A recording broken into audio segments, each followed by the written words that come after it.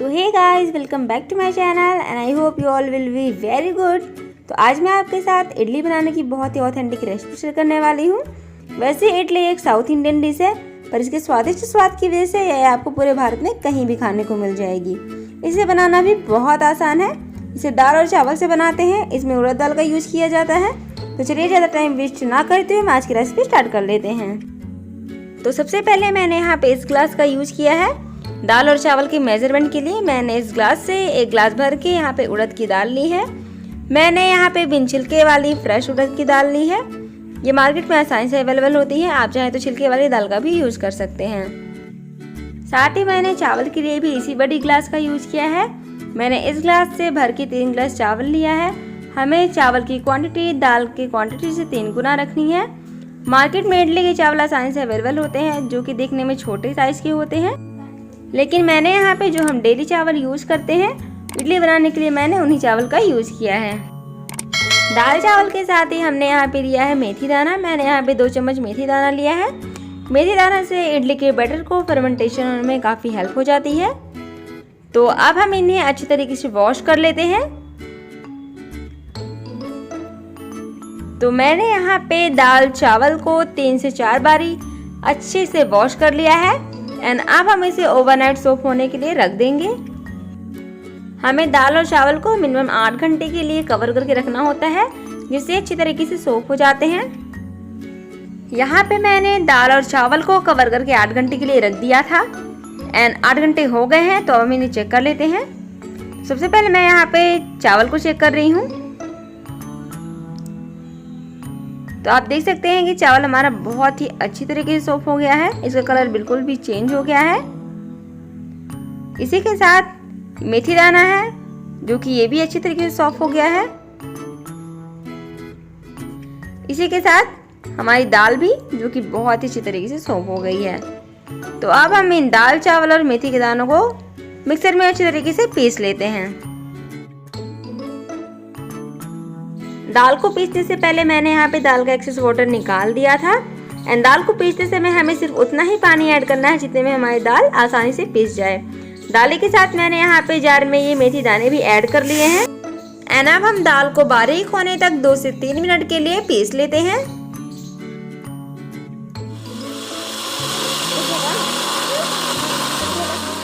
तो यहाँ पे दाल हमारी पीस गई है एंड अब हम इसे चेक कर लेते हैं कि ये बारीक पीसी है या नहीं।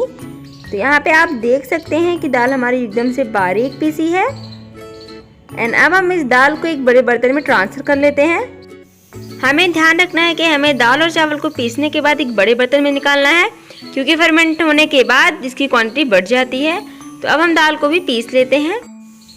तो दाल को मैंने 2 बारी में पीसा है एंड यहाँ पे दाल को पीसने के लिए मैंने बहुत ही कम पानी का यूज़ किया है। तो आप देख सकते हैं कि इसकी कंसिस्टेंसी काफ़ी थिक दिख रही है।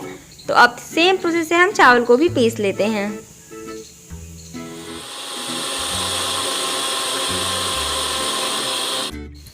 तो चावल को पीस लिया है ना, हम इसे भी चेक कर लेते हैं। तो हमें चावल को पीसते समय यह ध्यान रखना है कि हमें चावल को बहुत बारीक नहीं करना है। चावल को हमें दरदरा ही पीसना है। तो अब हम चावल को भी दाल के साथ ट्रांसफ़र कर लेते हैं एंड अब बचे हुए चावल को हम सेम प्रोसेस से पीस लेते हैं। यहाँ पर चावल को मैंने 3 बार में पीस लिया है। बस इडली के बैटर बनने में थोड़ा ही समय लग जाता है, क्योंकि इसे फर्मेंट होने देना पड़ता है, तभी इडली में स्वाद आता है। अगर आपके पास समय नहीं है तो आप सूजी से भी इंस्टेंट इडली बना सकते हैं। एंड अब हम एक बार दाल चावल को अच्छी तरीके से मिक्स कर लेंगे, क्योंकि यहाँ पे दाल की क्वांटिटी काफ़ी थिक थी, साथ ही चावल की क्वांटिटी थिन है। तो हम इसे एक बार अच्छे से मिक्स कर लेंगे, जिससे इसकी कंसिस्टेंसी इक्वल हो जाए। तो यहाँ पे हमें दाल और चावल को एक ही डायरेक्शन में मिक्स कर लेना है एंड इसे अच्छी तरीके से मिक्स होने के बाद हम इसे फर्मेंट होने के लिए रख देंगे।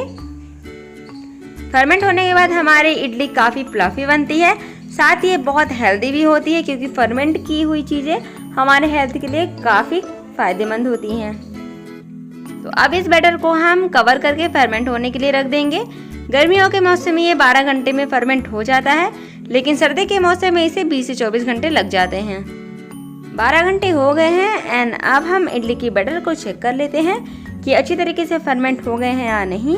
तो यहाँ पे आप देख सकते हैं कि हमारे इडली के बैटर की कंसिस्टेंसी साथ ही क्वांटिटी भी बिल्कुल ही चेंज हो गई है। तो अब हम इसे चलाते हुए एक बार चेक कर लेते हैं। तो ये काफ़ी अच्छी तरीके से फर्मेंट हो गया है। अभी गर्मी का मौसम है, इसलिए हमारे इडली का बैटर 12 घंटे में आसानी से फर्मेंट हो गया है। एंड अगर आप इसे और जल्दी फर्मेंट करना चाहते हैं तो आप इसे धूप में भी रख सकते हैं।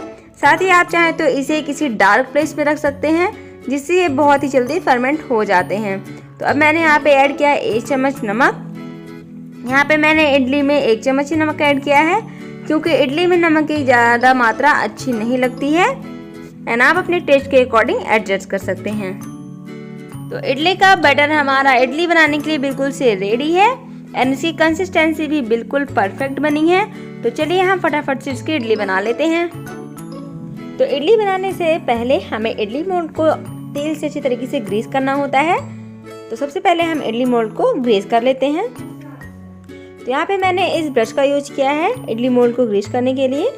इसे हमें अच्छी तरीके से ग्रीस कर लेना है, जिससे हमें इडली को डीमोल्ड करते समय आसानी होती है। तो इस तरह से हमें सारे प्लेट्स को ग्रीस कर लेना है।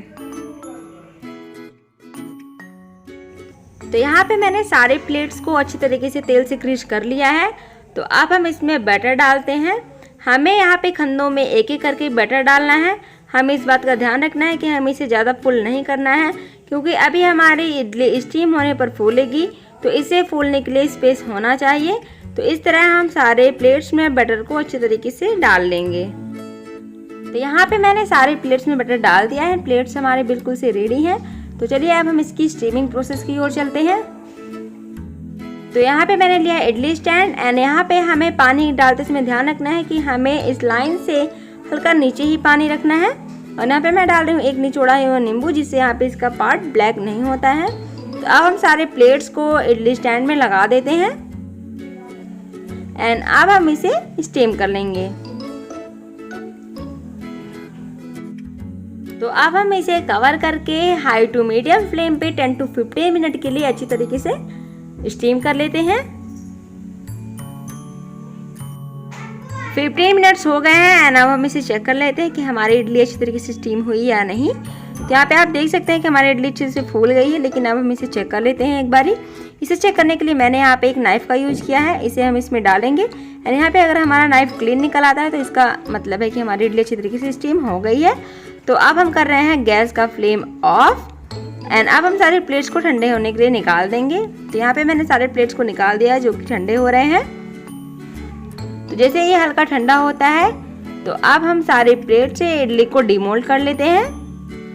तो इसे डीमोल्ड करने के लिए मैंने यहाँ पे चम्मच का यूज किया है। आप किसी चम्मच या फिर चाकू की हेल्प से भी इसे डीमोल्ड कर सकते हैं। यहाँ पे आप देख सकते हैं कि हमारी इडली कितनी परफेक्ट बनी है, ये काफ़ी स्पंजी भी है।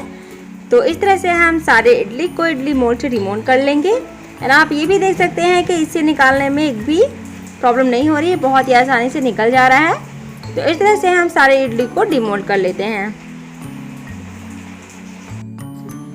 तो यहाँ पे मैंने सारे इडली को डिमोल्ड कर लिया है एंड आप देख सकते हैं दिखने में कितनी प्यारी लग रही है। इसमें बहुत ही प्यारी खुशबू भी आ रही है।